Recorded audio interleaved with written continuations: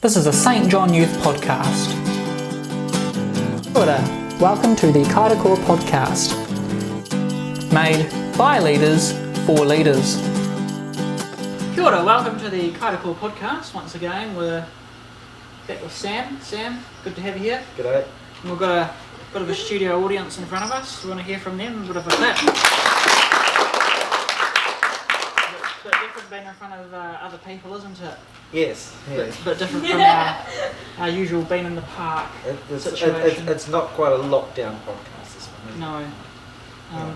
We've got some guests as well. Yeah, we do have some guests. We'll get to them in a second. But They're not important. No, it's not ready for them yet. You've got some lovely Christmas attire on. Yes, thank you. Yeah, I've got my Christmas glasses on. Do we think he looks good, everybody? It's mixed reactions, if we're honest here. It's mainly positive, though. I can gauge mainly positivity out there. Would you not agree? Yeah. Maybe. Okay, right. Well, who have we got on the podcast today, Sam? Well, maybe they could introduce themselves. Oh, do you think they could? Well, I could do, but I could. No. Yeah. No. Do you want to introduce yourself? Well, I'm Hadassah, and I am the Miss Topp. Miss Topp, Miss as Topp. people know me, and I am the South Island Youth Leader Portfolio Holder. Very good. Glad to have you here. Yeah, Miss Pride.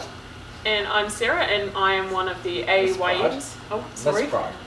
Miss Pride, Miss Pride. and I'm one of the AYMs for Christchurch. Was that I forgot to turn the sound on. Oh, oops. Well done. Yeah. I forget doing that that again? occasionally. Yeah. That's The all right. sound's 'Cause running on the other one, isn't it? the other one's got sound going. Fine. They're just a bit muffled to start with. Yeah. Anyway, we better Nothing. crack on because we've only got a few minutes. No. Yes. So we've got who's talking first? Talk together.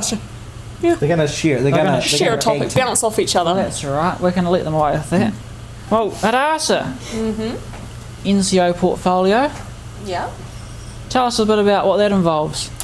Currently, it involves a lot of. It's going to be a bit of a. We'll do the talking step where we bring it here, you know? That's good. You know? So currently it involves supporting the region, just in NCO development. How are they tracking with their leadership? Are they feeling supported, gaining the life skills that they need? But also for our youth leaders as well, like yourselves. Are you getting the support that you need? Are you able to have the opportunities, like yourself going for Sovereign's Award? Like that's something different besides just giving to the district, but you've got something for yourself. So it's just how do I support that? And also bring in some new fun aspects. So next year we're working on a transitional pathway for under 18s going to over 18s, just to give them that more support. So that's something that's on my radar. Awesome. Well, Sarah, you're Hello. also here. Yes. Good. Right, and you're an area youth manager in Christchurch. Yes, I am. And you've got a bit of a speciality in helping kids transition from being an under 18 to an 18 plus. Yeah, I guess it's something that I think is important to work on. I know we've got the under 18 to over 18 pathway coming in next year, but that's been something that in the past has been identified as a bit of a deficiency in our program and how we support people who are coming in from cadets themselves into successfully becoming leaders and trying to retain as many of them as possible. So that's something I enjoy. Say I was a divisional manager at, West Melton. That's a good example, isn't it, Julie? It's a great example. Yeah. How would I make sure that my under 18s, when they get a bit close to that 18-year-old mark, continue through and become leaders? Sure, so I guess the conversation has to start a couple of months in advance from when we turn 18. We need to start looking ahead and see if becoming an over 18 leader is something that the cadet wants to do. Not all cadets will want to stay on in the program. Some of them might be heading off to university or moving away or taking a job. So first of all, we find out if that's something they're interested in doing. If it is, then we need to start the pathway in terms of the paperwork side of things. So they need to get onto Snap Hire and fill in the expression of interest to become a youth leader. And then that starts off the side of it that the district leadership team is involved in. So AYMs and DYMs such as myself would be involved with undertaking interviews with the youth leader, making sure that they're someone who's suitable to continue on with the program. They'll go through some reference checking and police checking as well. And if at the end of the day everyone's still happy to keep going, then there we are, youth leader. Perfect. All right. But the transition between becoming a senior cadet and a youth leader is traditionally not something we've done very well. We can do the police checks and stuff, but we haven't really taught them how to transition. Yeah, I'd say the paperwork side of things is relatively a well-worn path. I guess the actual, what's the word, like the leadership development of transitioning from that role of being someone who's under 18 and a cadet into becoming a youth leader is a little bit more tricky dealing with that. Yeah. And so that's something that we're definitely looking at already. The talking stick. But that's definitely something we're looking at already this year and for next year, is that how do we help support you? Because all of us that are on the couch were NCOs at one point, and we know what mindset it was like and the struggle it was into being, I'm actually over 18 now, I'm a youth leader, I have different responsibilities, how do I fit in my division and my district, and how do I support that? So we're really looking at how do we help with that mindset change, but helping you take on those responsibilities with confidence. So it's definitely having mentors in place and having support from your district. So with the new framework, we're looking at we're looking at having kaitiakis, which will be in your district that will be running that program and making sure that you have a mentor and a buddy system to make sure it's like a bit of a 18-month progress, which they will help you through. So we'll start from 17 and a half, and by the time that you hit around 19, you should have a really cool skill set and an idea of what you want to do in the youth program. But not just giving it all to the district and your division and to young people, but also getting something for yourself as well. That sounds lovely. So if anyone wants to get in touch with you, Hadassah, about that and has any kind of feedback they'd like to give, is there somewhere where they can type in your email address and send you something? We'll put it as a wee banner down the bottom. Yeah, you put it as a wee banner because my name is a bit hard to spell. Do a wee banner, or you can come find me. I'm at most regional events now. But it's Hadassah.top@St John. It is. Yes. Brilliant. All right. I'm just going to take a short break here from a couple of people giving their Christmas message. And we'll be back after the short break. We've got people doing Christmas messages. Yes. Hi all, I'm Tamara, the current Regional Cadet of the Year for the South Island.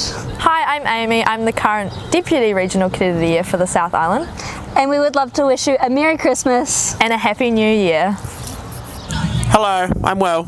And I'm Neve. We're Sergeant Majors here at NCO Development Camp at Waddington just before Christmas, and we have a message for you. Merry Christmas! And a Happy New Year. Welcome back from our little interval. Hope you had some time to pop out to the loo and maybe get a warm milk or something. Or a gingerbread man. Or a gingerbread man. Or a new group of children to watch. Yeah, a new group of children. We're still joined by Sarah and Hadassah. Hello. You still enjoying yourselves being here? Time of my life. But not stop that. Literally. One of the lights is just blown. Just blown a light as well. Highlight of my camp experience. So, back to Sarah and Hadassah, here talking about kind of NCOs and transitioning from 18 to being older than 18. It's essentially what it was, wasn't it? Pretty much, yeah. Yeah. You got any tips for the people that are coming through that are going to turn 18? Yeah, so having gone through it relatively recently myself, and I guess all of you guys as well, the transition from being a cadet leader or an older cadet is very different when you become an over 18 leader.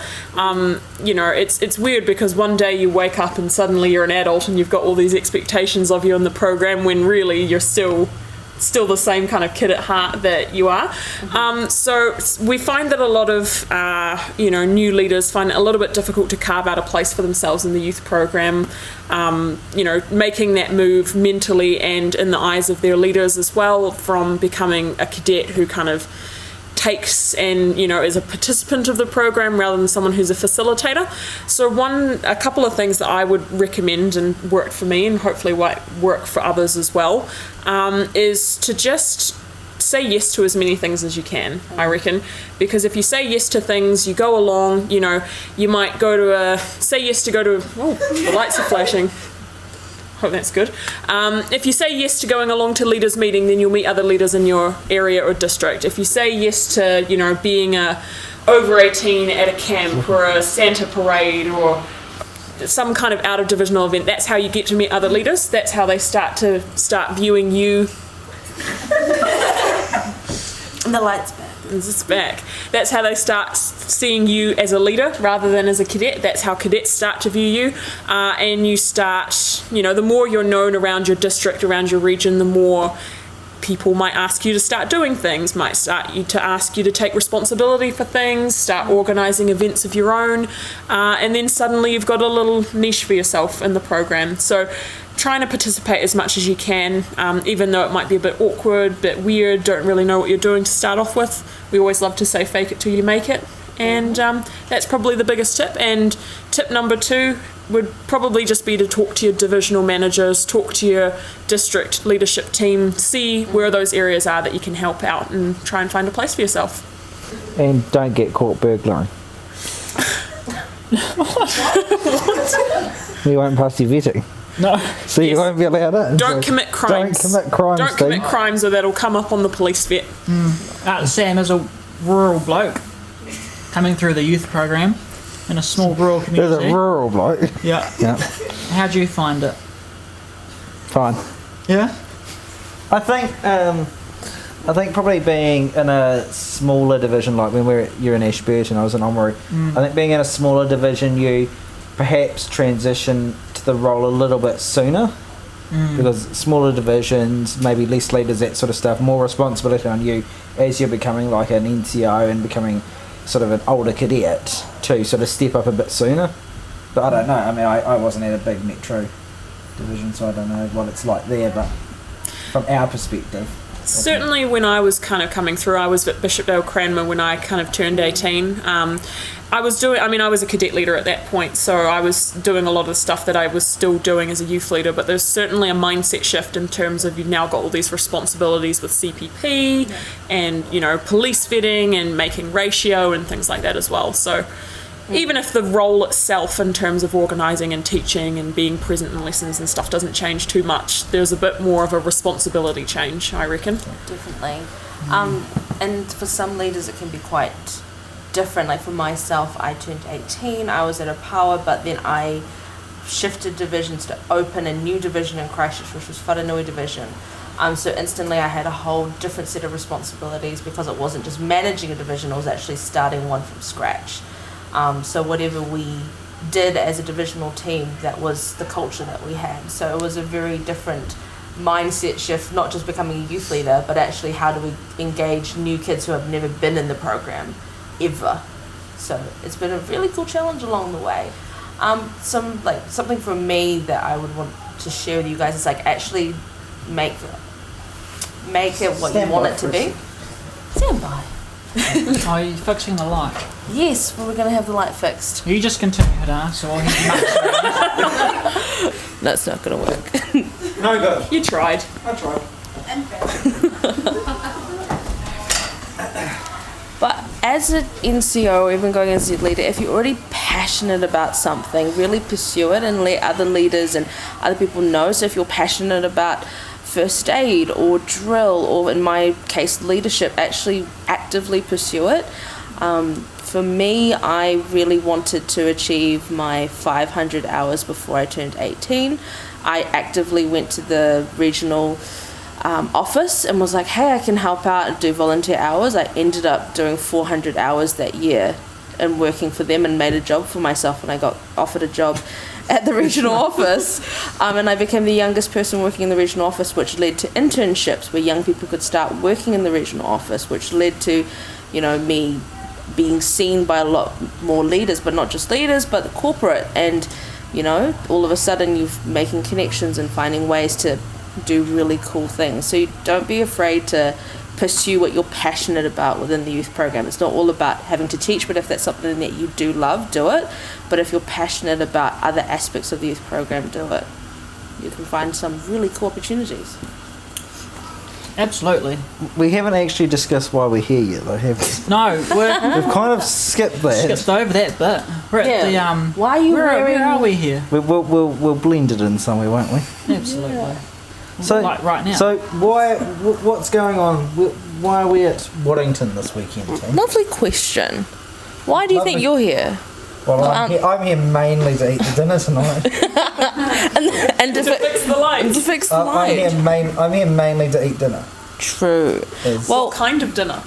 I believe it's like a Christmassy sort of dinner thing. Exactly. So that's why I'm here. Yes. Well, this episode but you're here for the whole weekend. Yes, I am. What is happening here this weekend? Well, this episode is brought to you live from Waddington because we're having Christmas at Waddington, aka our NCO Development Camp for 2021, just to provide an opportunity for our NCOs to have a bit of a chill time, some social time with other NCOs from Christchurch, Mid and North Canterbury, but also get some cool development opportunities that they don't usually get at LDTs.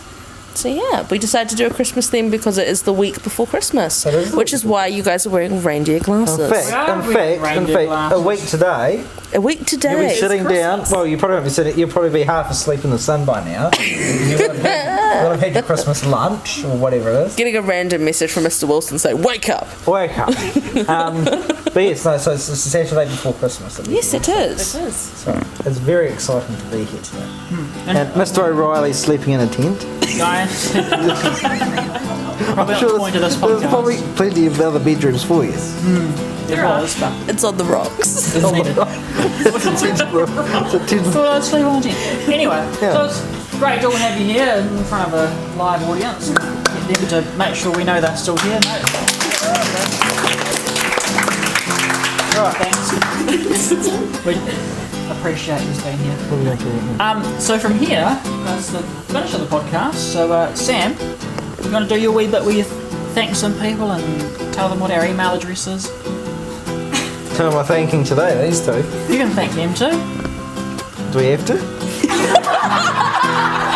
And that was the end of the podcast. Well, we thank Sarah and Hadassah for joining us on the camp. We thank the light for bringing the entertainment. Yeah, there's lots of We thank the regional youth budget for supplying a ham for the camp. Yeah. We thank the children for being present. And that's about it, I think, for this And we one. thank Simon for carrying on this podcast. Bring us that light, seriously. I think this light is like a lie detector. Is this what's going on? That light seriously needs something done to it. We'll probably just call that the end of the podcast here because I think we've been probably going for a bit too long. Right. Goodbye. Goodbye. You want to say goodbye? Goodbye. Ta-ta. Bye-bye.